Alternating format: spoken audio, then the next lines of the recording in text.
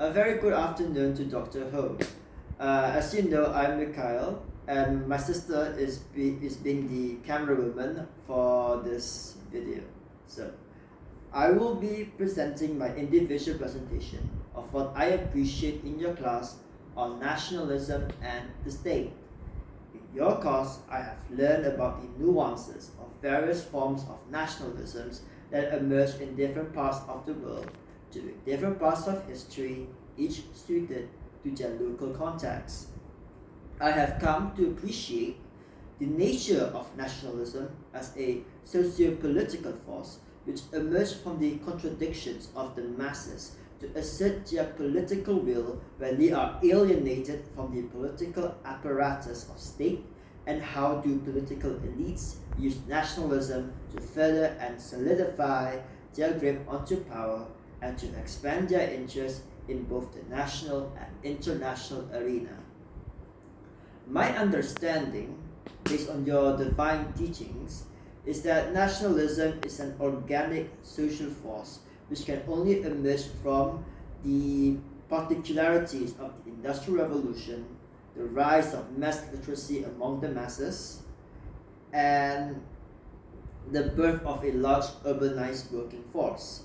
However, my take is that nationalism does not merely represent a political and societal shift during the 19th and 20th century, but also an ontological shift in how certain populations view themselves, the world around them, and their relationships between their neighbors, contradictions, and material realities.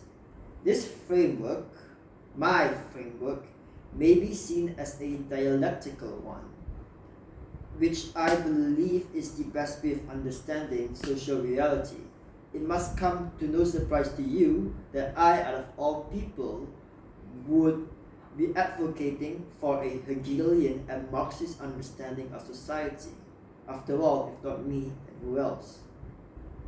Furthermore, you have allocated me a case study to present with my friends in a group presentation and essay during Hari Raya, mind you.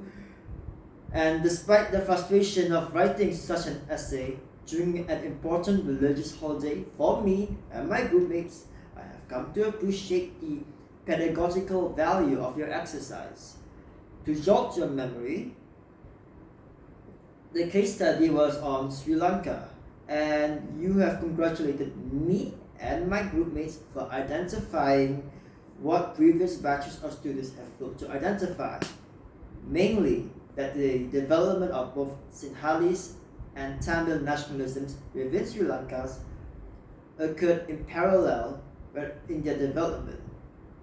Here I have found that the various species of nationalisms came about due to material and social political conditions, often during times of during times of strife and alienation. This development is dialectical in its nature completely. After much further readings of my own, which I may expand in my final essay during a few days' time.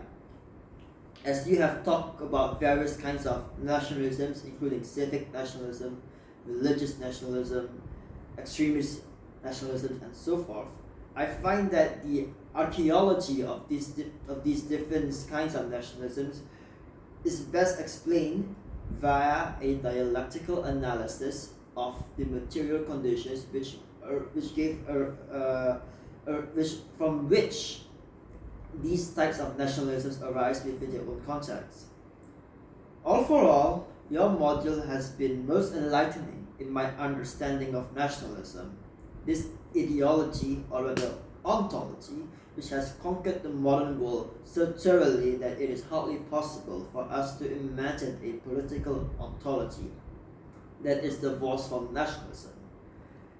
Keep in mind the Zizekian saying that it is harder to imagine a world without capitalism, and it's easier to understand a world which is when it's no longer a world. The same thing can be applied to nationalism. It is easier to imagine the end of the world than it is to imagine the end of nationalism.